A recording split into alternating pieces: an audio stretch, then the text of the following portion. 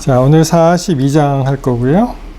제목을 한번 붙여봤습니다. 요셉 형들을 만나다. 뭐 오늘 내용 그렇게 어렵지 않습니다. 다 스토리이기 때문에 기근을 맞이해서 야곱의 아들들이죠. 형제 몇 사람이 양식을 구하러 갑니까?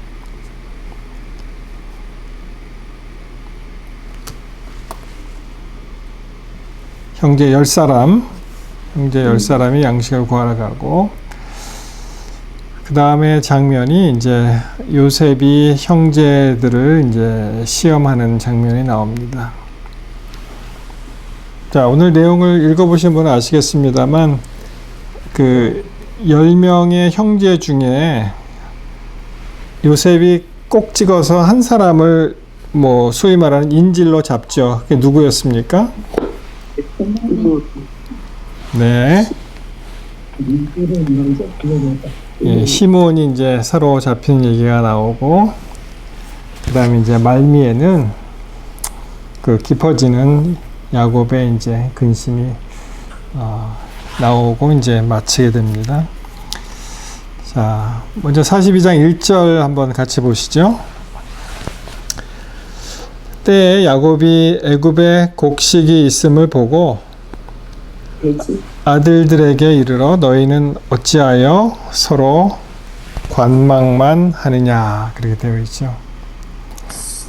여러분, 이제 가나안 땅에도 기근이 들었죠. 근데 이렇게 보니까 무슨 소식이 들립니까? 어디에 곡식이 많아요? 먹을 게? 애굽에 많죠. 근데 이 형제들이 서로 보고만 있다고 되어 있어요. 관망만 하느냐, 그렇게 되어 있죠. 여러분, 왜 그랬을까요?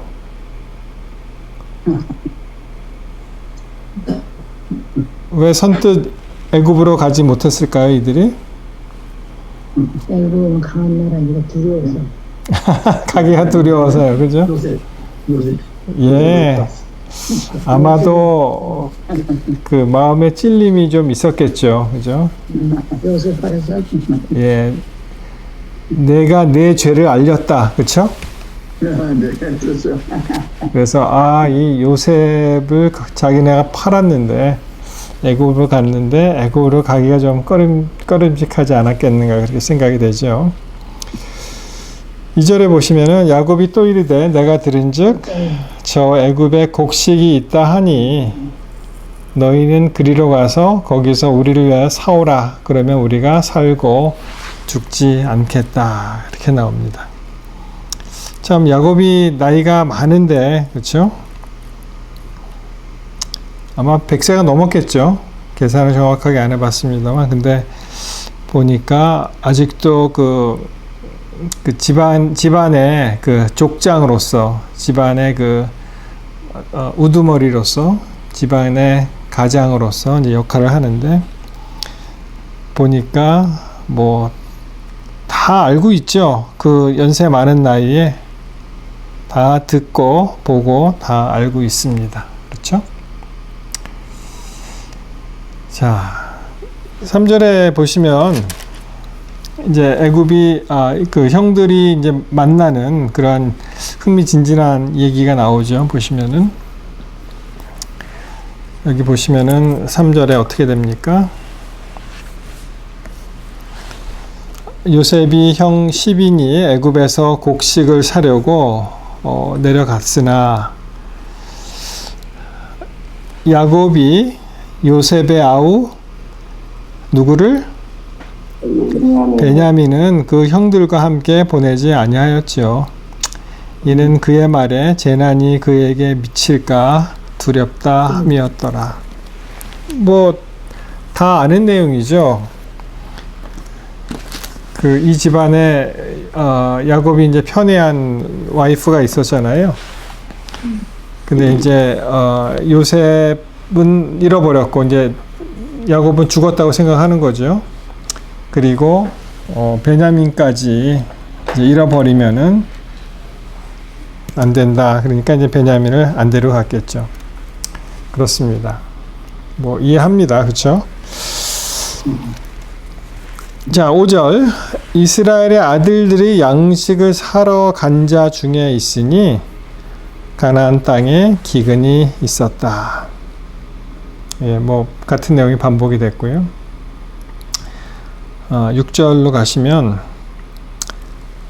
그때 요셉이 나라의 총리로서 그 땅 모든 백성에게 팔더니 요셉의 형들이 와서 그 앞에서 땅에 엎드려서 절했다. 이렇게 나오죠. 그래서 이제 곡식을 사러 왔는데 그 요셉의 꿈이 사실은 이루어지는 장면이죠. 이렇게 보시면은 뭐 얼마나 높습니까? 2인자인데 이들이 와서 이제 절하는 장면인데 사실 요셉의 그 꿈이 이제 이루어지는 그런 장면이죠. 자, 요셉은 8절에 요셉은 그 형을 안아 모른 척 했죠. 그리고 엄한 소리로 뭐라고 얘기합니까? 야, 니네들 어디서 왔냐? 이렇게 또 호통치죠. 그들이 이제 꼼짝 못해서 뭐라고 얘기합니까? 아, 우리 곡식을 좀 사러 왔습니다. 그리고 가나안에서 왔다. 근데 이제 요셉은 8절 그 형들을 알지만 그들은 요셉을 알지 못했다. 여러분 대충 시간적 간격이 얼마나 흘렀을까요? 요셉을 떠나보낸 다음에 계산해 보셨어요?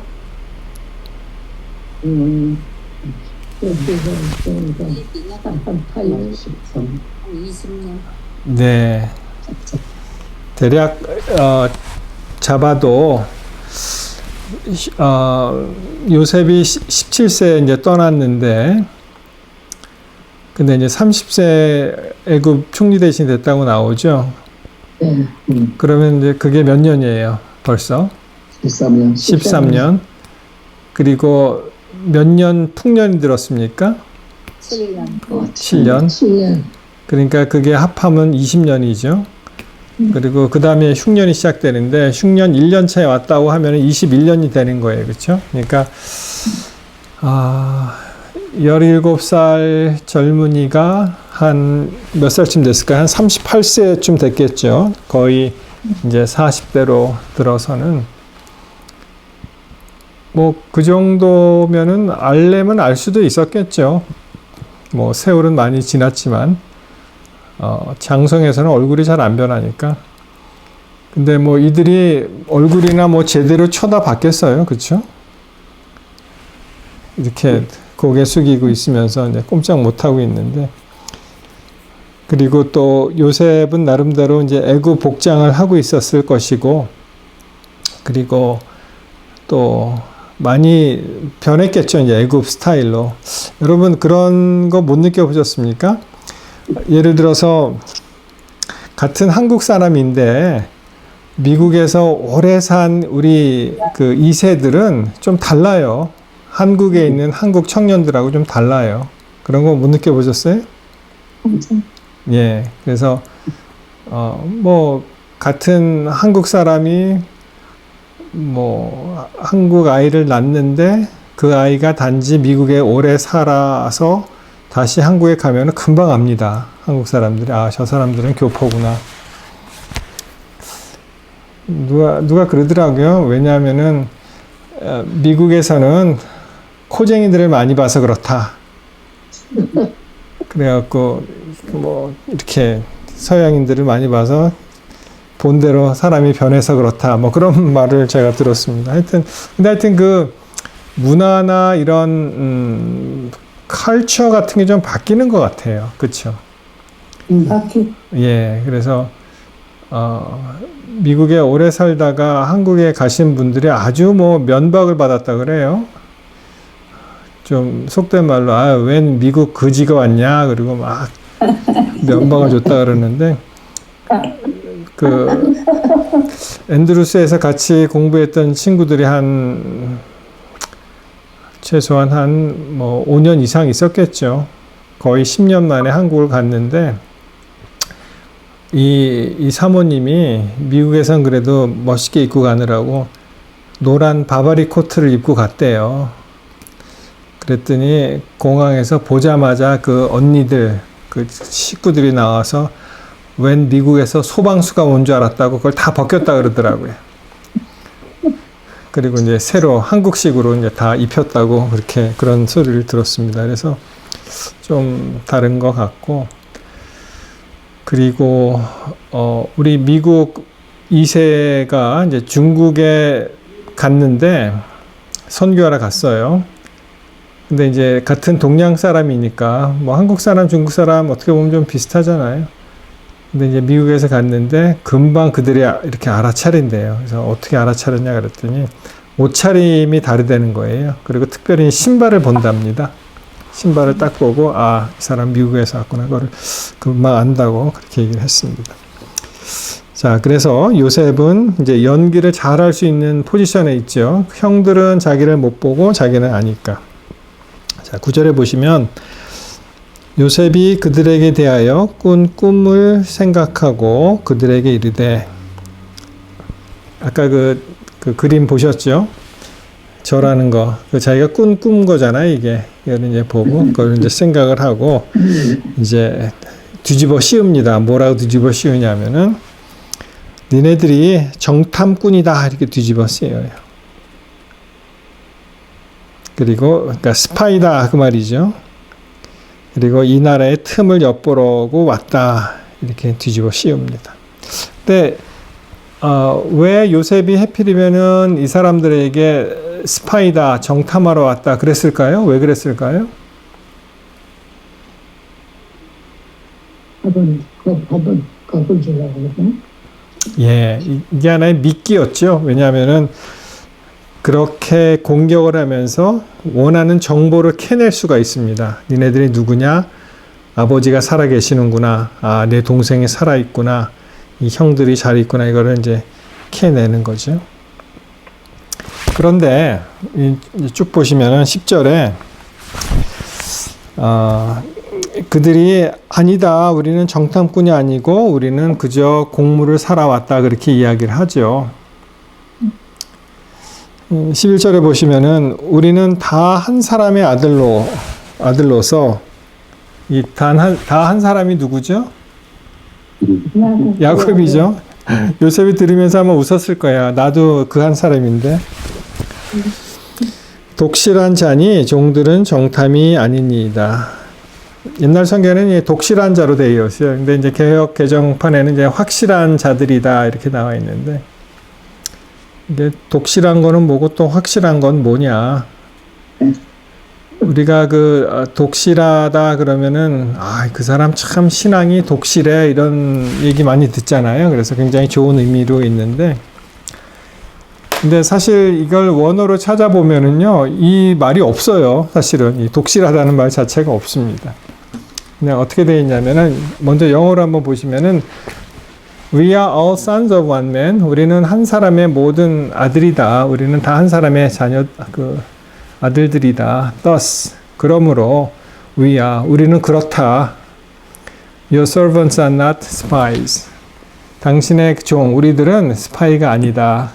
원어에는 그렇게 되어 있습니다. 그래서 이게 무슨 말이냐면은 영어로 표현하면은 we are really what we claim to be. 우리가 주장하는 그대로의 사람일 뿐이다. 우리는 바로 이런 사람들입니다. 이렇게 되어 있습니다. 원어에는. 독실하다는 말이 없더라고요. 그러니까 자기가 말한 그런 사람이 맞다. 그걸 갖다가 이제 약간 의역하고 그 의미를 전달을 잘 하기 위해서 우리나라 말로는 독실한 사람이다. 확실한 자다. 이렇게 얘기하고, 영어로 보시면은 아까 뭐라고 되어 있었죠? 아까 아니스트라고 되어 있었죠. 우리는 정직한 사람이다. 이렇게 해석을 달아 놓았습니다. 여기 킹제스는 정직한 사람으로 나와 있네. 예, 영어로는 honest로 이제 번역을 했죠. 예, 정직한 사람들이다. 우리는 확실한 사람이다 이 말이죠. 나쁜 사람은 아니다 이 말이겠죠. 예, 트루맨이 됐네. 예, 그 다음에 이제 12절부터 이제 16절에 나오는 그 얘기를 보면은 정리하면 이렇습니다. 너희들이 그렇게 확실한 사람이면 그러면 증명을 해라. 그런 얘기가 나오죠. 12절 요셉이 그들에게 이르되 아니라 너희가 이 나라의 틈을 엿보러 왔다. 확실하긴 뭐가 확실해? 정직하긴 뭐가 정직해? 너희들은 스파이야. 이렇게 뒤집어 씌우는 거죠. 13절 그들이 가로되 주의 종 우리들은 12 형제로서 가나안 땅 한 사람의 아들들이라. 자, 저희가 얘기한 것 다시 반복을 하죠. 여러분 이게 하나의 기법인데요. 이 수사관이 어떤 범죄자, 피의자를 신문을 할 때 같은 질문을 계속 반복합니다. 그러면은 이 사람이 거짓을 얘기하지 않고 참을 얘기하면은 그 답이 다 같아야죠.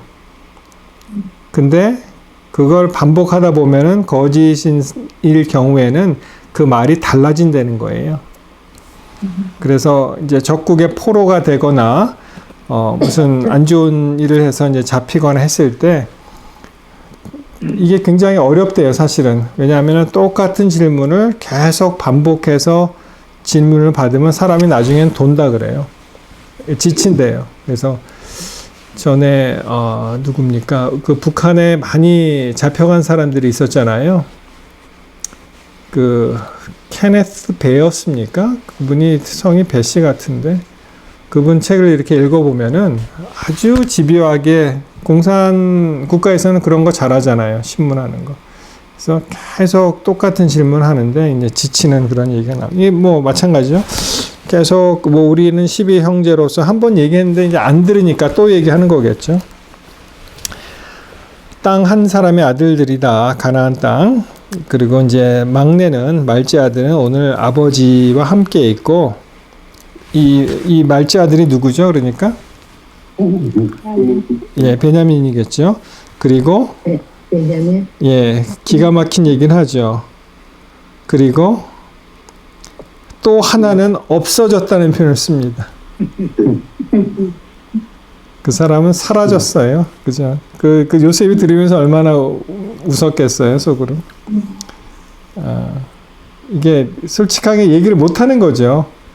우리가 그 사람을 팔았습니다. 뭐, 우리가 그 사람을 뭐, 죽이려고 했지만, 죽이지는 않고, 뭐, 가축에 피를 묻혀서 아버지를 속였습니다. 그렇게 얘기할 수는 없잖아요, 이 사람들이. 그래서 그냥 없어졌다고 얘기합니다. 이게 없어졌다는 게 무슨 말인지, 그렇죠? 하나는 그냥 없어졌대요. 뭐 죽었다는 건지 사라졌다는 그러니까 실종됐다는 건지 그렇게 얘기를 하고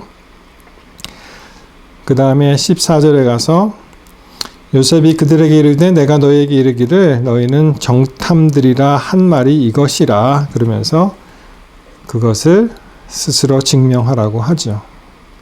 너희가 떳떳하면은 밝혀내라. 그렇게 얘기합니다. 자, 바로의 생명으로 맹세하노니 이게 맹세할 때는 조금 높은 사람 이름을 걸어야 되잖아요. 힘 있는 자. 이게 바로의 이름을 걸었습니다. 그리고 너의 말째 아우가 여기에 오지 아니하면 너희가 여기서 나가지 못하리라. 그래서 이제 요셉은 이제 다 그것을 파악할 수가 있는 것이죠. 왜냐하면은 자기 정말 하나밖에 없는 동생 그 베냐민을 만날 수 있는가, 걔가 진짜 살아 있는가 이것도 궁금하고 그러니까 이제 데려오라고 이제 시킵니다.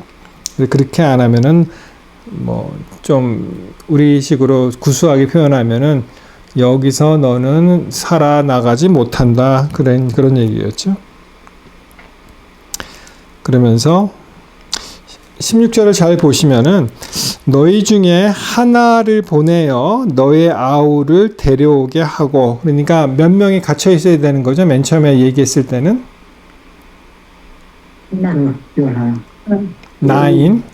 9이 갇혀 있고 just one 한 사람이 가는 거예요. 그래서 이제 베냐민을 데려오는 거예요. 맨 처음에 그렇게 얘기했습니다. 그리고 내가 너의 말을 시험하여 너희 중에 진실이 있는지 보겠다. 바로의 생명으로 맹세하겠다. 그러지 않으면 너희는 과연 정탐이다.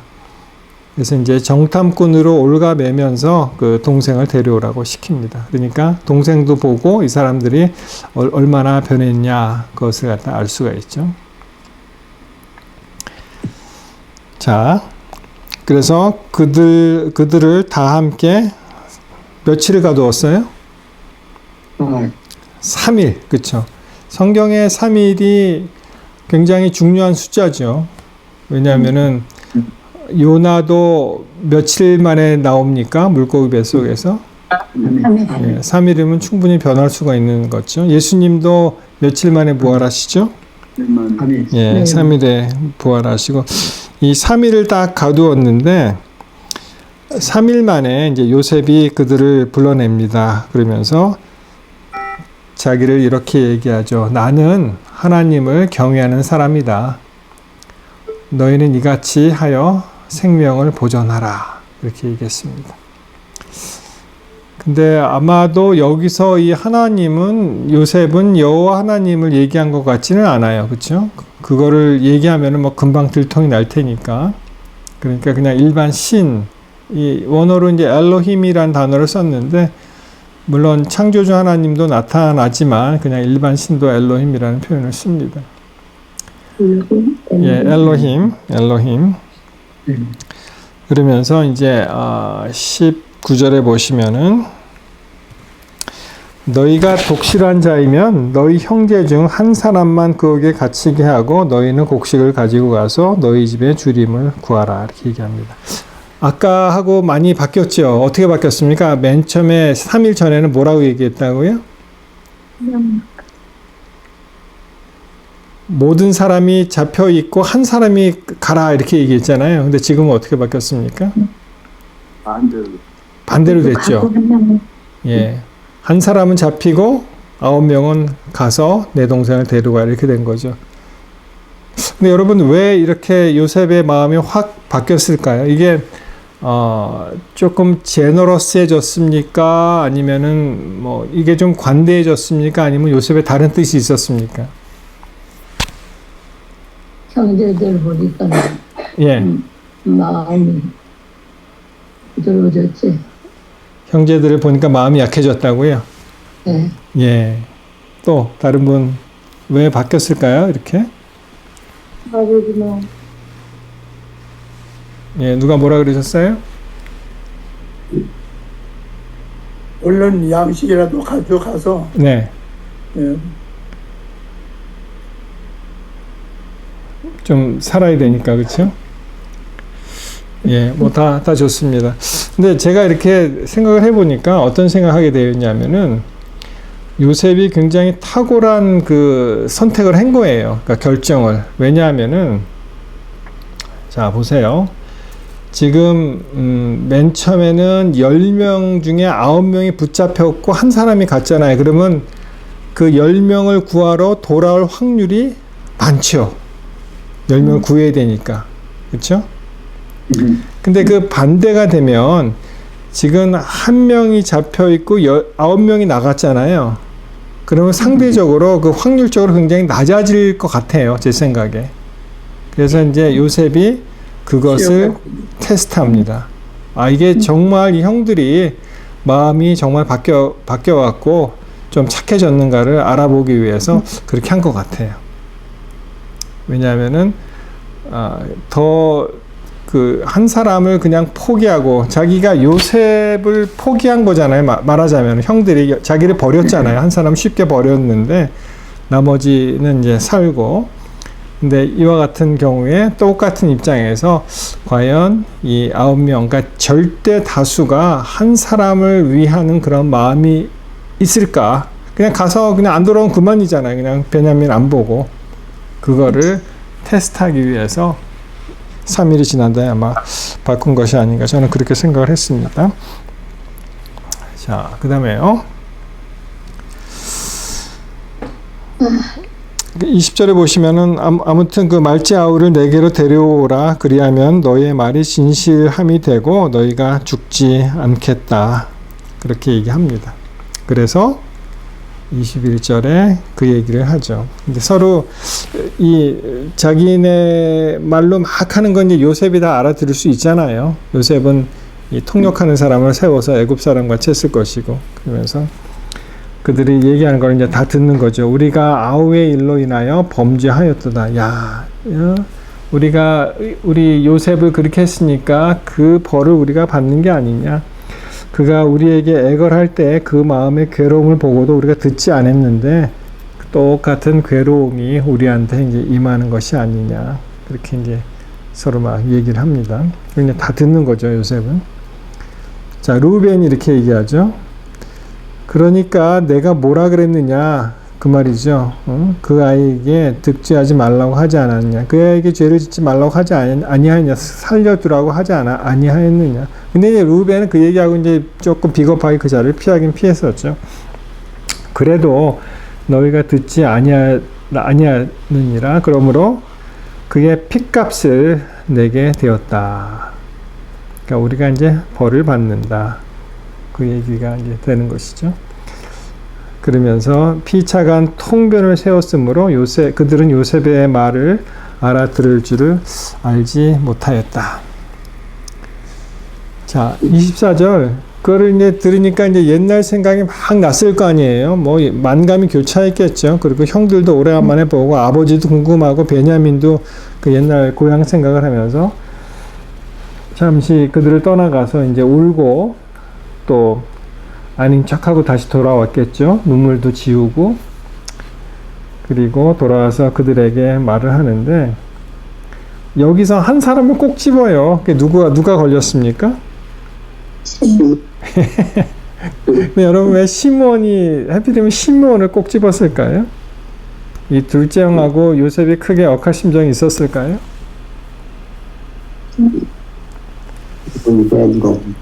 왜 시므온을 결박했을까요? 시몬이 굉장히 못되게 그러나 봐. 특별히 요셉한테 좀 못되게 굴었을 것이다. 그냥 제가 생각을 이것도 해봤는데요. 뭐 성경에는 자세한 내용이 없으니까 무슨 근거로 시므온을 택했는지. 일단 루벤은 제일 그 장자가 사실은 책임이 있어야 되잖아요. 장자가. 근데 장자 얘기를 들어보니까 그래도 요셉을 살려두려는 그런 마음이 있었던 걸 이제 확인을 하고, 그 다음에 루벤 외에 가장 큰 형이 누구예요? 시몬이 둘째잖아요. 그러니까 이제 둘째로 딱 제 형들 중에 이제 둘째를 택한 것이 아닌가 그렇게 생각이 되고, 또 하나는 시몬이 좀 괴팍했잖아요, 사람이. 여러분 그 세겜 사건 아시죠? 네. 그때 누가 그 광란의 밤을 보냈습니까? 거기 가갖고. 예. 이 시므온이 이제 그런 사람이니까 그렇게 좀 붙잡아 두지 않았나, 뭐 그렇게 생각을 하게 되었습니다. 자, 그래서 이제 그 다음에 이제 나오는 얘기들은 뭐 우리가 너무나 잘 아는 그 이제 집으로 이제 가는 이야기들이 나오죠. 보면은 먼저 25절 한번 보시겠습니다. 요셉이 명했습니다. 명령해서 곡물을 그 그릇에 채우게 하고 각인의 돈은 그 자루에 도로 넣게 하고 또 길 양식을 그들에게 주게 하니 그대로 했다. 여러분 여기 이제 돈이 나오잖아요. 그러니까 이 장면을 생각해 보면은 이 사람들이 곡물을 뭐 하러 왔죠? 이 사람들이 곡물을 사러 왔죠. 곡물을 사러 왔. 그러니까 거기에 대한 값을 지불해야죠. 곡물을 사와야 되니까. 근데 여러분 이 돈이 뭐 같으세요? 이게 US 달러입니까? 뭡니까?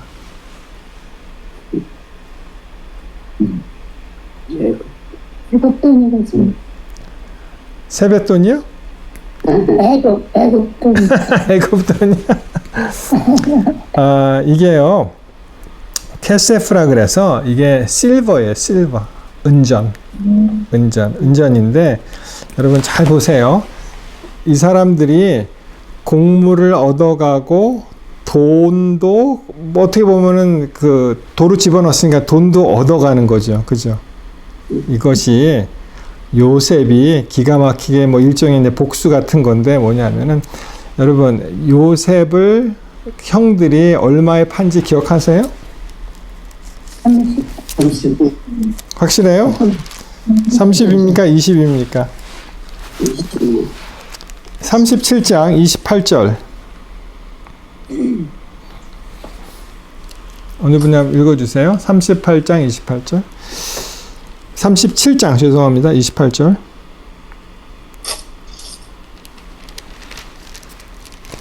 우리는 10세제. 예.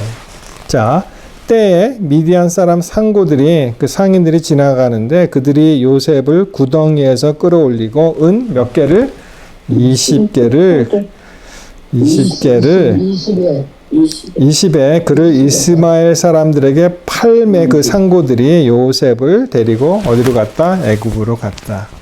그러니까 이게 이렇게 복선이 되는 거죠. 쫙 겹치죠. 그 요셉이 바로 나야. 니네들이 나를 은전 주고 팔아서 그러니까 그걸 받았지. 내가 이 은전을 다시 너한테 줄게. 너희들의 죄를 알렸다. 뭐 이런 통쾌한 그런 이제 복수 일종의 이제 복수가 되는 것이죠. 그래서 각인의 돈은 그 자루에 도로 넣게 하고 또 길 양식을 그들에게 주게 하니 그대로 행했다. 그러니까 곡식을 주고 요셉이 참 사람이 좋은 사람이죠. 이제 도시락도 줬나 봐요. 도시락도 싸주고, 예, 그래서 그들에게 주게 하였다. 그들이 곡식을 나귀에 싣고 그곳을 이제 떠나게 되죠. 근데 이제 그 중에 한 사람이 그 돈 자루를 한번 이렇게 풀어봤나 봐요. 그랬더니 거기에 이제 돈이 들어있어서 이제 깜짝 놀란 거죠. 근데 이제 다른 사람들은 뭐 안 풀어봤나 봐요. 나중에 이제 알게 되는데 그가 28절 그가 그 형제에게 고하되 내 돈을 도로 넣었도다 보라 자루 속에 있도다. 이에 그들이 혼이 나서 떨며 서로 돌아보며 말하되 하나님이 어찌하여 우리에게 이 일을 행하셨는고. 와, 네, 그런 생각을 이제 하게 된 거죠. 분명히 돈 주고 샀는데 왜 돈이 여기 있지? 이거 어떻게 되지? 큰일 났네. 이렇게 된 거죠. 자기네가 요셉을 팔았잖아요. 전에 똑같은 거죠. 자, 그들이 가나안 땅에 돌아와서 그 아비 야곱에게 이제 어떤 일이 있었던 것을 이제 보고합니다. 자세하게 이제 얘기했다고 하죠. 예, 그 사람들이 그 땅의 그 사람이 요셉이 굉장히 엄격하게 우리에게 말했는데 우리를 스파이로 그렇게 여겼다. 그래서 뭐라 그랬어요? 아니야. 우리는 독실한 사람이야. 확실한 사람이야. 믿을 만한 사람이야. 정탐이 아니야. 이렇게 얘기했는데 32절에 우리 형제 12이 있었는데 하나는 없어지고 막내는 아버지와 함께 가나안 땅에 있다고 그렇게 이야기를 하였습니다. 그랬더니 뭐라고 했어요? 그 사람이 우리에게 이르되 내가 이같이 하여 너희가 독실한 자임을 알리니 너희 형제 중 하나를 내게 두고 양식을 가지고 가서 너희 집에서 주림을 구하라. 그래서 이제 34절에 당신 말대로 너희가 정말 독실한 사람, 확실한 사람이라는 것을 알게 하라. 그렇게 얘기를 하고 이제 35절에 보시면은 각기 자루를 쏟고 본즉 각인의 돈뭉치가 그 자루 속에 있었다. 그들과 아비가 돈뭉치를 보고 다 두려워하였다. 분명히 돈 주고 곡식을 사왔는데 돈이 다시 이제 있는 것이죠. 자, 36절 이제 야곱의 반응이 나옵니다. 여기서 보면은 36절에 보시면은 그 아비 야곱이 어떻게 했다고요?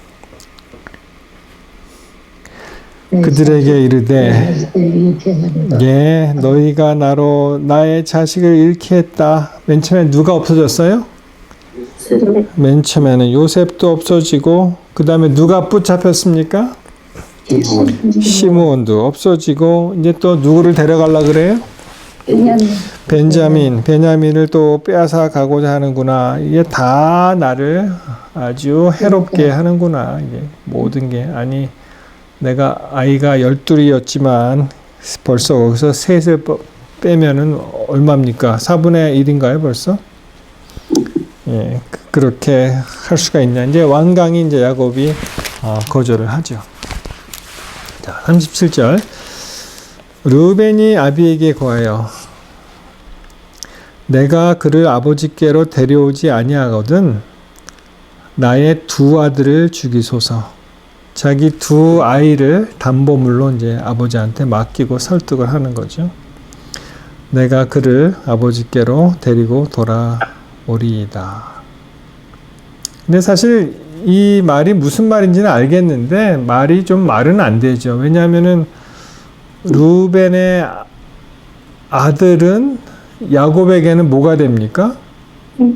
손자인데 어떻게 죽여요? 그렇잖아요. 근데 하여튼 그 정도로 이제 담대하게 이야기를 한 거죠. 이렇게 꼭 해달라. 내가 책임을 지겠다.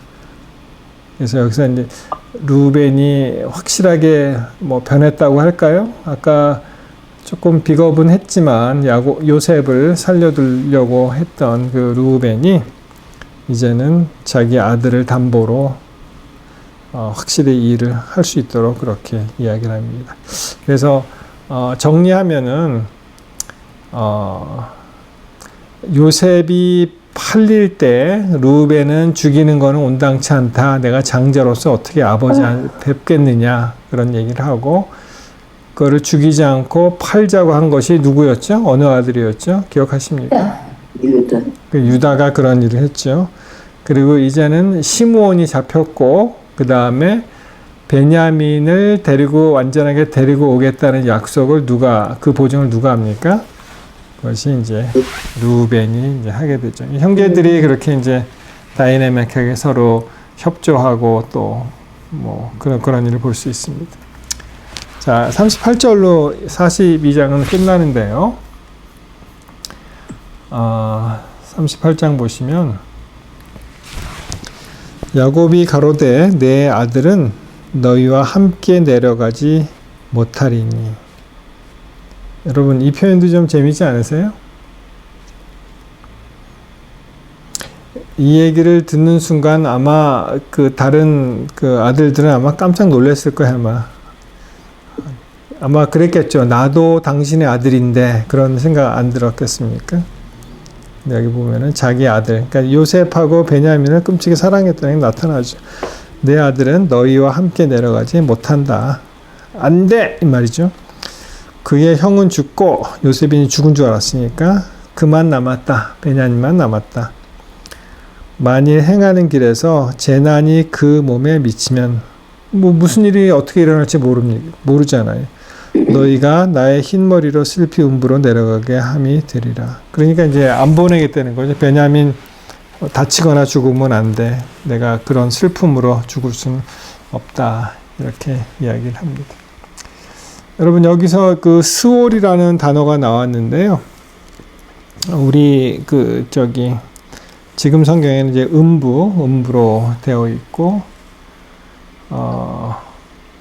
이 개역 개정판에는 그냥 원어대로 썼네요. 스올이라고 이렇게 썼는데 이게 영어 표현을 보면은 그냥 무덤이라고 했습니다. 스올을 갖다 NIV에는 grave 무덤으로 했다. 그래서 이 유대인의 그 사상 가운데 죽은 사람이 머무는 곳이 스올이에요. 예. 그러니까 underworld, 그러니까 지하 세계.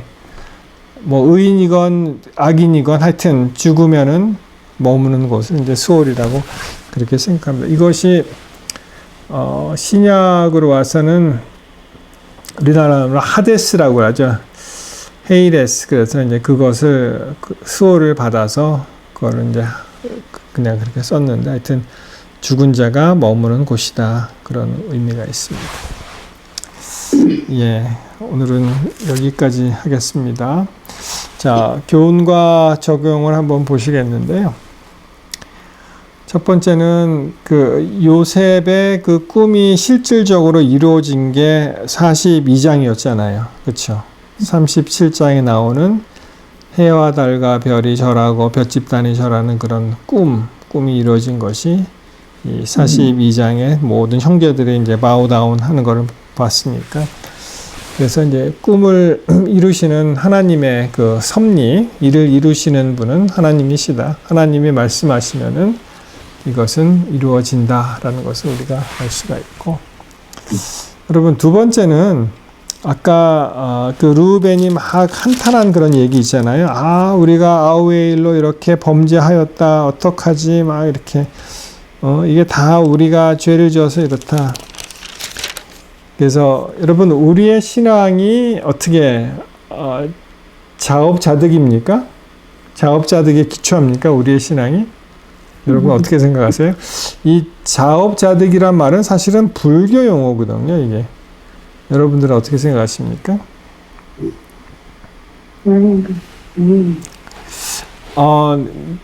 우리 성경에서도 그런 표현이 나오기는. 그러니까 그 불교의 자업자득이 영어식으로 표현하면 what goes around comes around 그런 말이 있거든요. 이게 이렇게 뭐라 그럴까, 돌아간 게 다시 이렇게 돌아온다. 그러니까 불교에서 얘기하는 것이 내가 좋은 업을 많이 쌓으면은 내 대나 내 후손 때에 좋은 일이 많이 생길 것이다. 뭐 그렇게 이제 생각을 합니다. 그게 이제 불교의 이제 자업자득인데, 기독교에도 사실은 심은 대로 거두리라 그런 표현도 있어요, 사실. 그죠? 한번 볼까요? 우리 갈라디아서 6장 7절에 보시니까 자업자득하고 약간 뭐 비슷하다면은 비슷할 수가 있겠죠. 제가 한번 찾아보겠습니다. 갈라디아서 6장 7절. 자, 스스로 속이지 말라. 하나님은 업신여김을 받지 아니하시나니 사람이 무엇으로 심든지 그대로 거둔다. 그런 말씀이 있어요. 그러니까 뭐 자연 법칙이죠. 콩 심은데 콩 나지 뭐 팥이 나겠습니까? 그렇죠? 뭐 우리 조한천 장로님 농사일 하시니까 너무 잘 아실 텐데 굉장히 정직합니다. 농사는 자기가 정말 피땀 흘린 만큼 그만큼 수확이 나오고요. 콩 심으면 콩 나오고, 잘 가꾸면 수확이 많고, 벌레가 다 먹게 놔두면 벌레가 다 먹는 것이고, 그렇게 되는 거죠. 자, 잠언 22장 8절에 있는 말씀 한번 또 볼게요. 잠언 22장 8절. 그러면은 악을 뿌리는 자는 재앙을 거둔다. 그 분노의 기세가 쇠한다. 그러니까 악을 뿌리면은 그대로 그것을 이제 받는다. 뭐 그렇게 우리가 생각할 수 있겠죠. 근데 이 불교에서 이야기하는 인과응보, 자업자득하고 기독교에서 얘기하는 심는 대로 거두는 게 이게 차이가 있습니다. 이게 큰 차이가 있어요. 어떤 차이가 있을까요? 이 뭐 겉으로 보기에는 다 비슷한데 이게 어떤 게 있냐면은 이러한 인과응보의 법칙보다 더 우선하는 법칙이 있는데요. 우리가 믿는 하나님의 왕국에서는 하나님의 은혜라는 법칙이 있습니다. 그래서 그 위에 아무리 죄를 많이 지은 사람도 회개하면 어떻게 돼요? 하나님이 용서하시고 구원하시고 영원한 나라를 이끄시는 그러한 인과응보 자업자들 위에 있는 하나님의 그 은혜의 법칙이 있는 거예요. 그래서 예를 들어서 죄의 삭은 사망이다. 그런 말이 있잖아요.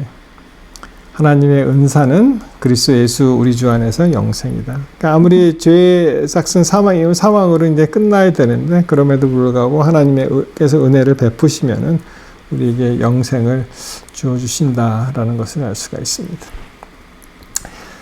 그 다음에 하나 더 이제 택할 것은 이제 사람의 욕심보다는 우리가 대의적인 삶을 살아야 되겠다.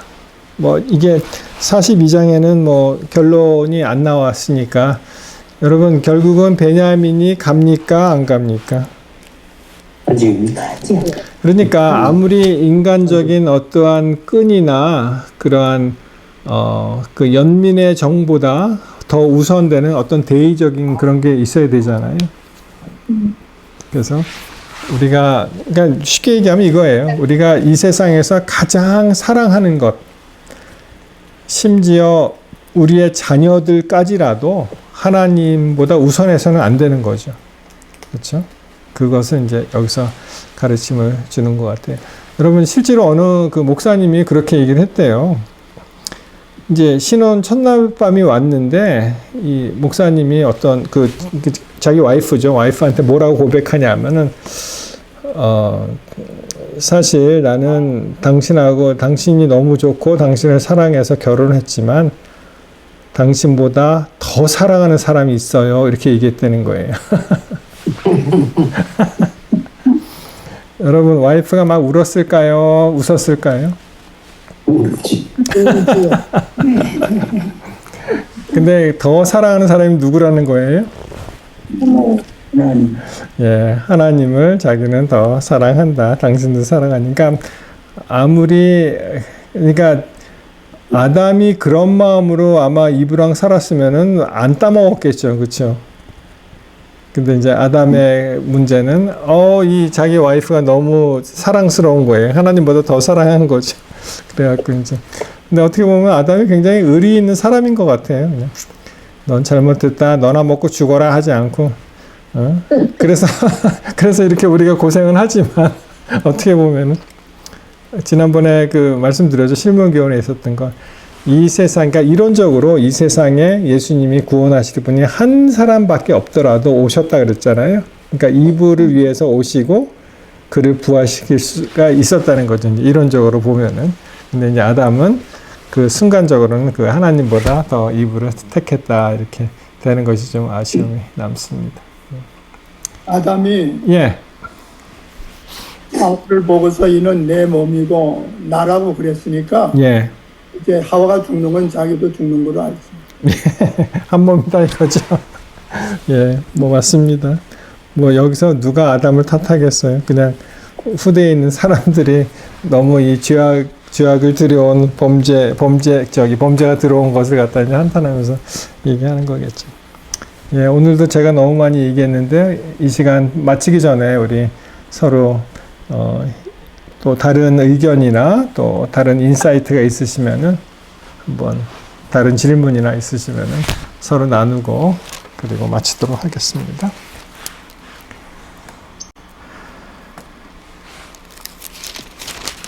지금 꿈을 이루었다 그지? 꿈을 확실히 이루어졌어.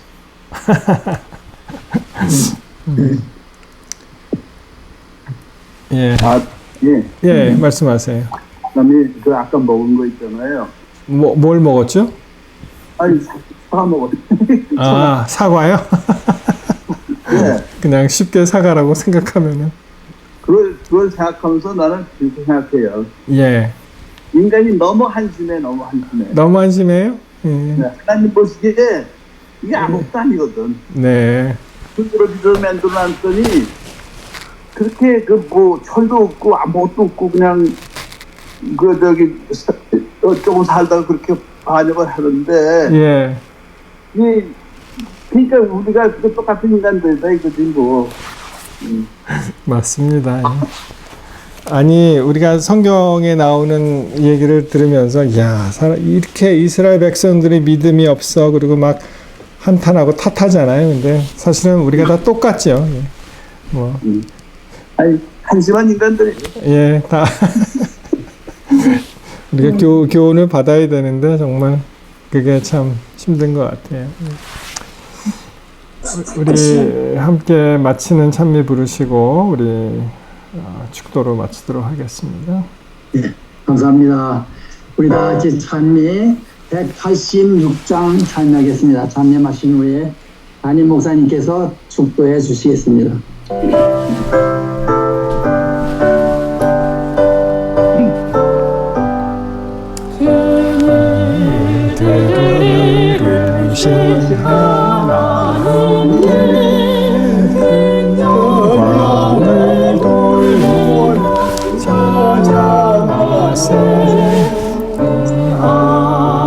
주님 세상에 오심으로 만 백성이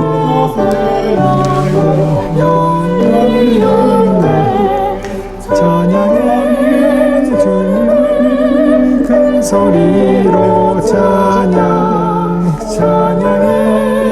주님을 모두 기뻐하라 만 백성들 모여서 찬양하세 이루신 하나님께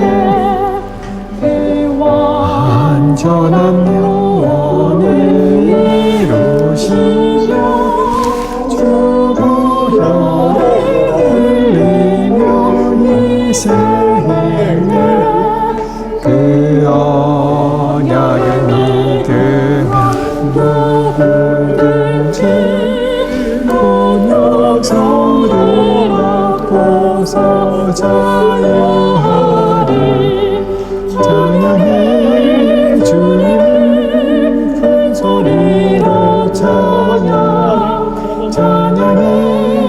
주님 모두 기뻐하라 만 백성들 모여서 찬양하세 그는 이루신 하나님께 이들을 우리에게 가르치고 또 큰 기쁨 우리에게 주셨으나 날 쟁대할 때 맞을 기쁨 더 높고 더 크고 더 순결하리 찬양해 주님을 큰 소리로 찬양해 주님을 모두 기뻐하라 만 백성들 모여서 찬양하세 그 일들을 이루신 하나님께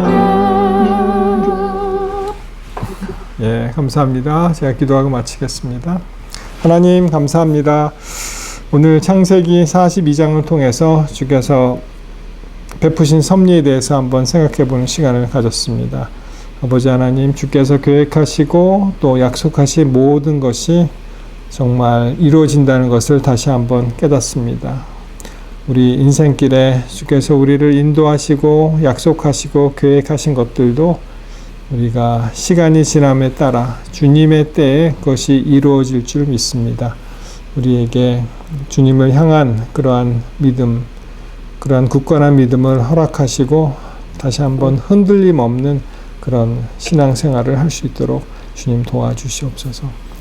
오늘 우리 아름다운 콜튼교회에 맡겨주신 모든 우리 성도님들 각 가정에 주의 은총이 함께 계시고 특별히 우리 연로하신 모든 분들 또 여러 가지로 육신이 연약해져 있는 우리 성도들 또 지금 진료를 받고 있는 우리 사모님 여러 가지로 주께서 다 우리의 기도를 들어주시고 주의 온전한 뜻을 따라서 우리가 계속 믿음의 정진을 해갈 수 있도록 주님 도와주시옵소서.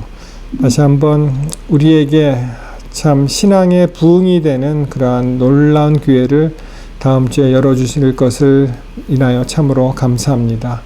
다시 한번 우리가 그 매 집회마다 모여서 기도하고 말씀을 드릴 때 주께서 친히 우리에게 말씀해 주시고 우리 삶 속에서 살아있는 그러한 생명이 말씀이 되어서 다시 한번 우리의 모든 신앙을 재정립하고 또 하나님께 우뚝 믿음의 용사들로서 설 수 있도록 주님 도와주시옵소서. 여러 가지로 이 세상이 복잡하고 어지럽고 전쟁의 그러한 여러 가지 소문과 소식들이 들려옵니다. 이스라엘과 또 이란이 저렇게 또 힘들게 전쟁을 시작을 하였고 아직 가자 지구의 모든 전쟁이 끝나지도 않은 상태에서 또 LA를 비롯한 여러 군데에서 또 여러 가지 문제로 폭동과 난리와 그러한 고통 속에 우리가 신음하고 있지만 이러한 불완전한 세계에서도 주님의 말씀을 붙들고 또 우리가 미래를 계획하고 주님 안에 굳건히 설 수 있도록 주님 도와주시옵소서. 특별히 우리 몸이 연약해진 모든 사람들에게 그들에게 다시 한번 주께서 다시 그들을 일으켜 세우시고 또 내일 다시 우리를 모두 성전으로 불러주실 때 기쁜 마음으로 성전으로 올라갈 수 있도록 도우시며 또 한 주일을 살아갈 수 있는 그 힘을 우리 주의 성전에서 받을 수 있도록 주님 도와주시옵소서.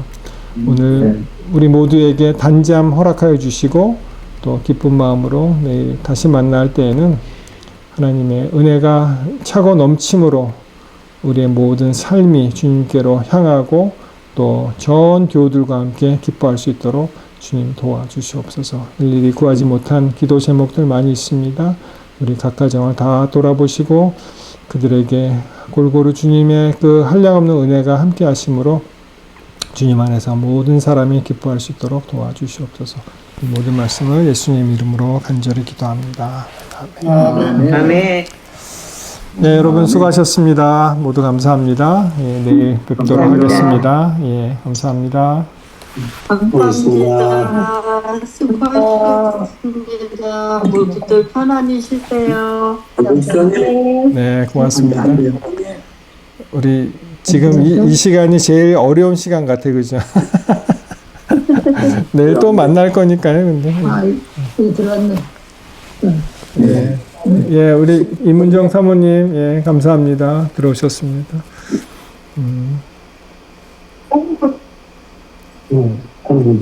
예, 내일 뵙도록 하겠습니다.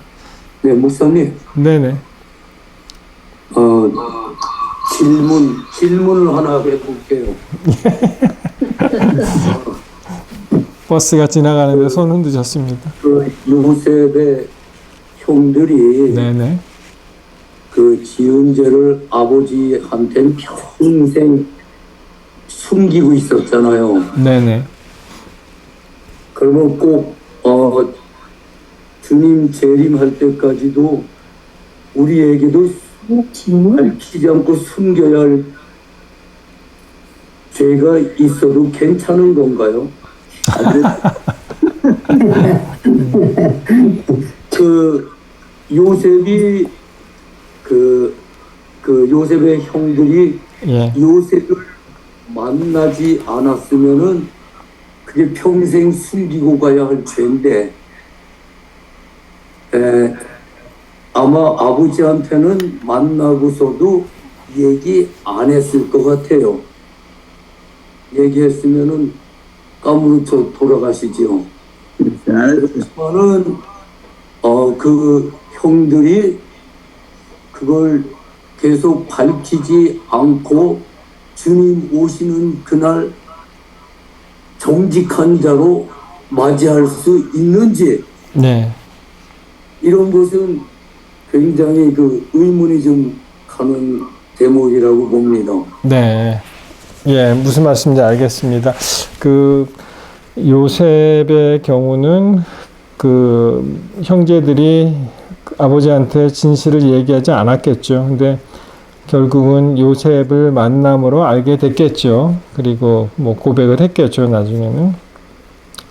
제가 어디 시대의 소망에서 잠깐 본 그런 기억이 있는데요.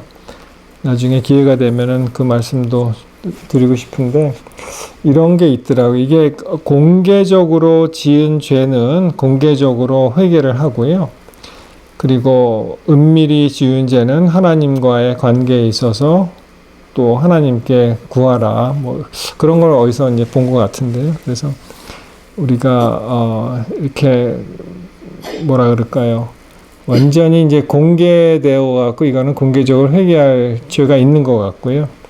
그리고 또 어떤 경우에 있어서는 많은 사람들이 이제 상처를 받고 이제 다치니까 어떠한 죄 같은 경우는 자기가 하나님 앞에서 정말 깨끗하게 그것을 청산하는 그런 일이 필요하다 이렇게 그래서 시대의 소망에서 본 것 같습니다. 그래서 그런 거 그게 어느 정도 답이 됐는지는 모르겠는데 하여튼간 이게 사실은 깨끗하게 살아야죠. 왜냐하면은 우리가 죄를 짓거나 그런 걸 하게 되면은 그 자체가 이제 벌이 되는 것 같아요. 하나님께서 그 죄를 잘못했다고 이렇게 벌을 주시기 이전에 스스로가 어떠한 죄에 대해서 그러한 해결하지 못한 그런 게 있으면은 그것이 이제 마음의 부담이 되면서 뭐 일종의 벌이라 그럴까요? 그것을 받지 않나. 그렇게 생각이 됩니다. 예.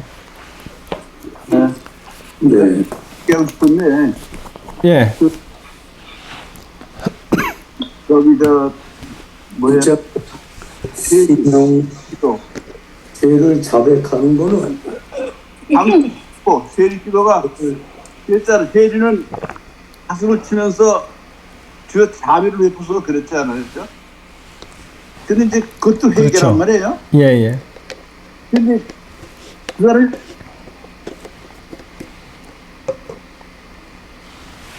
근데 의롭다함을 받고 돌아가는 애가 그랬고, 네. 그다음에 오른편 강도도 예. 주여 주의 나라에 있어 나를 기억하소서 그 소리 했거든. 네. 근데 공룡께서는 우리가 그 뭐라 할까 그 기도를 잘못된 기도를 성령께서 대신 알아서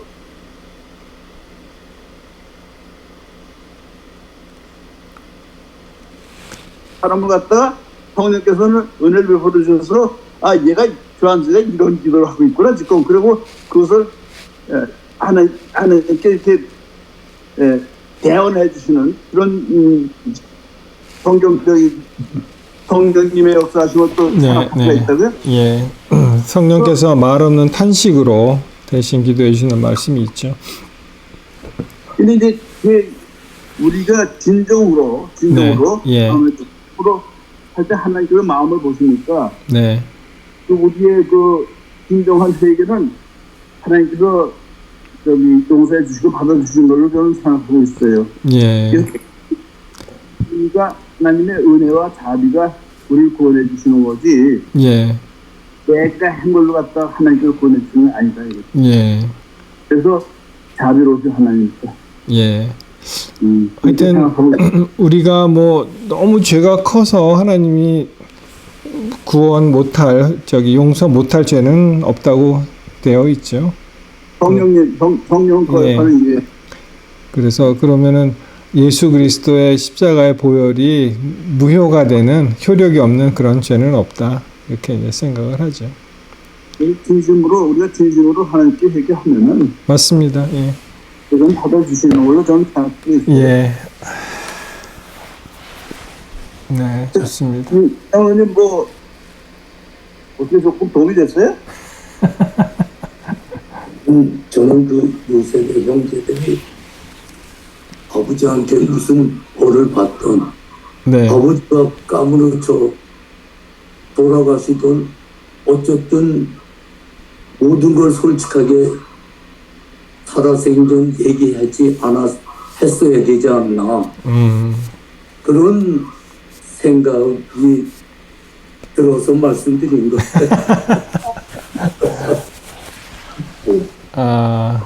이게 조금 다른 것 같아요. 그죠? 한국 같은 경우에는 예를 들어서 암에 걸렸을 경우에 한국 같은 경우에는 그거는 이제 얘기를 안 하잖아요. 전통적으로. 근데 이제 미국에서는 미국에서 자라는 아이들은 뭐 말도 안 된대요. 웃긴다 그래. 그러면서 이걸 왜 얘기 안 하냐고. 정확하게 지금 병명이 뭐라고 얘기해야지. 왜 얘기를 안 하냐고. 그런 것 같습니다. 어느 분이 막 말씀하시려는 제가 말을 가로챈 것 같으네요. 예, 죄송합니다. 말씀하신 분. 잘 뵙겠습니다. 예, 예. 예, 내일 그럼 뵙겠습니다. 우리 이상철 목사님 괜찮으시죠? 이문경 사모님? 네, 그냥 그래요. 그래요? 예, 예. 오늘은 이 목사님 안 보이시네. 네. 아니, 언제든지 옆에 앉으셨으니까. 우리는 쬐꾸만. 아, 전화기로 하시니까. 예. 그래요, 매번. 예, 그러니까 저희는 다 못 보죠. 예, 그러니까, 요거 하나로 보니까. 네, 예, 감사합니다. 예. 내일 그럼 뵙겠습니다. 예, 안녕히 주무십시오. 안녕히 주무세요. 네, 안녕하세요. 예. 감사합니다. 네, 감사합니다. 참 수고하네요.